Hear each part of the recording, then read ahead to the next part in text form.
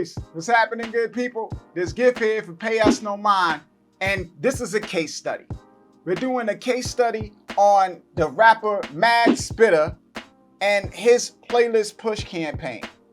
And what we're gonna look at is the performance of that campaign. Like, what was the impact of getting his song playlisted?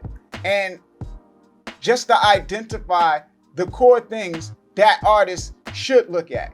But before we get into that, I want to talk about the Pay Us No Mind YouTube memberships that you can join if you want to support Pay Us No Mind and keep what we got going on, right? You can become a member, get rid of ads, watch ad free, get access to like free products and discounted products, as well as priority for your comments and live streams and the comment section and things of that nature, your questions and all of that good stuff. All right, so you can check out the memberships by hitting the join button at the bottom of this video or the links in the description box, cards and end screens. Now, moving on to the topic at hand. The main thing with these performances is, or the performance of these campaigns, is that you want to know that it's helping you to reach fans, right? People who are enthusiastic about your music, who will continue to stream it long term, and that the merry-go-round ain't gonna stop, where they take your music off of the playlist and then everything just kaput, the end. So that's what you're kind of looking for, longevity from the standpoint of who your music is reaching. Now, the other aspect of it is streams, because you get paid for streams. So streams ain't bad either. If you get your song playlisted and you get streams, depending on how many streams, if it's a lot of streams, you can make enough money to basically pay for you to continue to playlist your music, or to get your to pitch your music to playlists. So that's not the end of the world if all you got is streams. You would just want to know that those streams are driving you somewhere. Those streams are leading to something. So let's take a look at a playlist push campaign, the results and the impact. Let's go. So Mad Spitter got his song put on this old school rap playlist. Now, going back to the previous video that I did about playlist push and targeting, you look at, okay, well, what songs are on this playlist? And that gives you some insight into how people perceive your music. And that would allow you to go back to playlist push with a second campaign and better target, because now you have some idea of the playlist creators that would be willing to playlist your music. So looking at it from the performance standpoint, one thing we want to know is long-term outlook, right? Like, what was the long-term impact of this campaign? And one way to identify long-term performance is to see whether you got a bump in streams from personal playlists and libraries. So it's like if somebody heard the song on a playlist and saved it to their library or added it to like one of their personal playlists, then the odds that they're gonna listen to it again are greater. So we wanna look at and see, okay, well, what was the performance of the song previous or prior to getting playlisted, and what was the song after getting, or the performance of the song after getting playlisted. So we know the song got playlisted on the 15th. So we go and we look at listeners' own playlists and library, right? We already had it checked. So we see, okay, the 15th is here. 15th.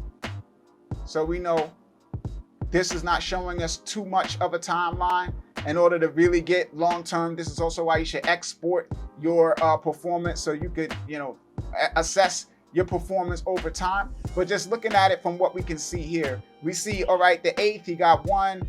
The 9th, it was 1 listener. So maybe around 1 listener a day he will be getting from personal libraries and playlists. And with getting playlisted, this was on the 12th, he had 2. getting playlisted didn't seem to make a lot of impact there with converting people who heard the song on playlists to streaming from their library or their personal playlist. So you see this line here, he doesn't really cross that line too often. Now, around this time, we started, I think, running an ad campaign for saves. So this could come from the playlist. I doubt it because the playlist started way back here. So this was probably the ads. So, I mean, the playlist got him 2 new listeners on the 19th, 2 new listeners on the 24th, right? We could say that that playlist drove. Now, you look at the amount of streams and listeners, it's 1,644 listeners. So, I mean, that's what, 2, 4, maybe like 6 listeners, maybe, you know, driven from that.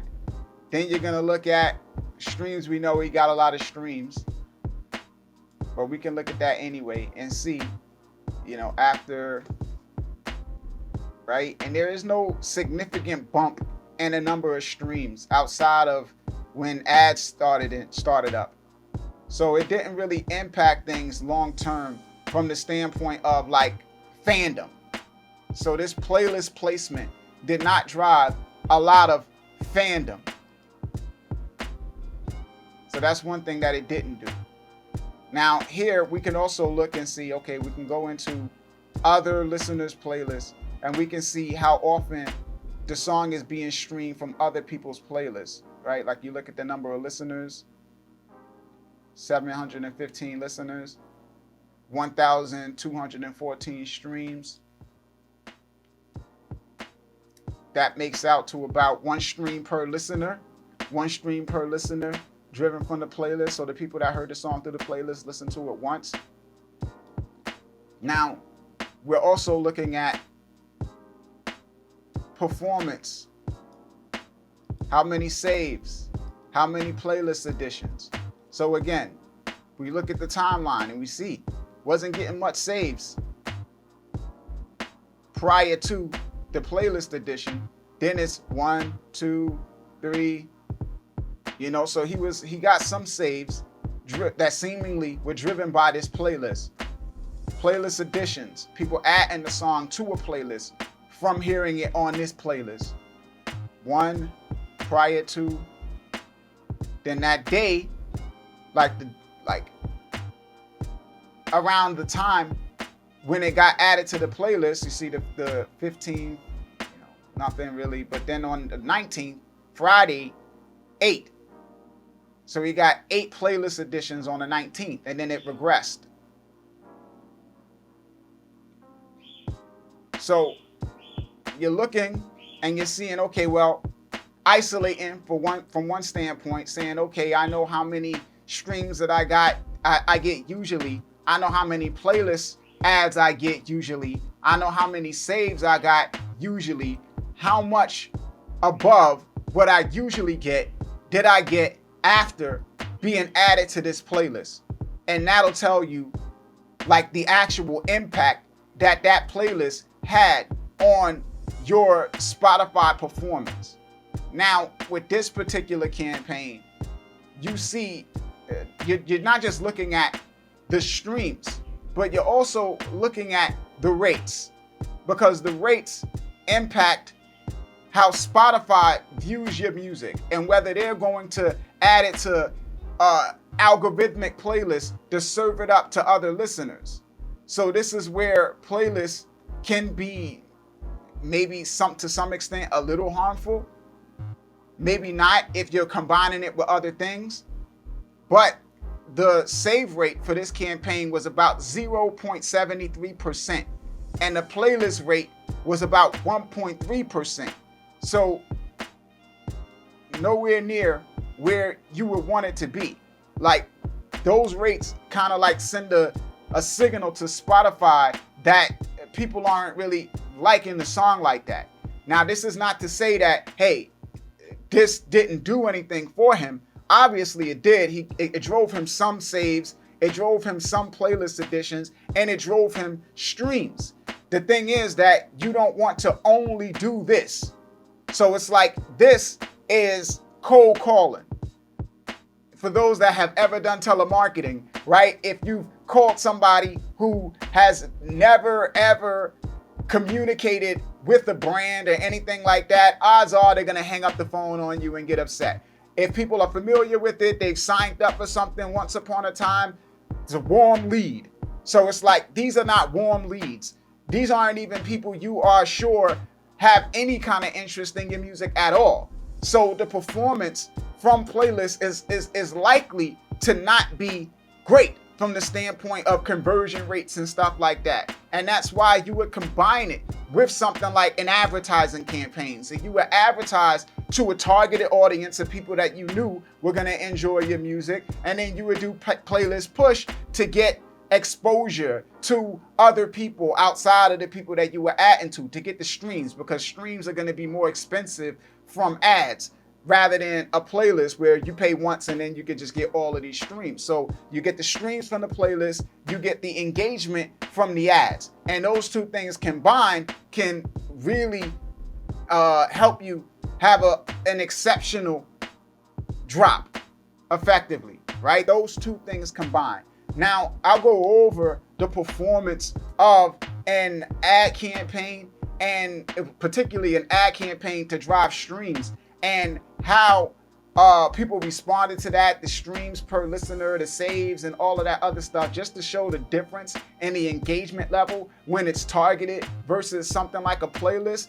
But still, playlist push and getting your music playlist is still it's still an important step. It helps to drive streams, and it helps to expose your music, and for you to get fans, not like a large amount in one sitting, but over a duration of time. As long as your song is on that playlist, you might get 1 or 2 fans for the duration of time that it's being playlisted, which you cannot undervalue, because the one fan can make wonders for you. Go out, tell a bunch of other people about you, share it, playlist it themselves, do a TikTok video about it. So you cannot undervalue individual fans, and you can't undervalue the value of the streams in general from a revenue standpoint. So it's still worth it, I would say. Now, you guys can share your thoughts and opinions in the comments below, all of that good stuff, man. Make sure you watch the video on the engagement from the ads and everything like that. As always, y'all can hit me up at Payusnomind on Instagram, at Payusnomind on Twitter, payusnomind@gmail.com. This is Gift signing off. Pay us no mind. Peace, good people. 1.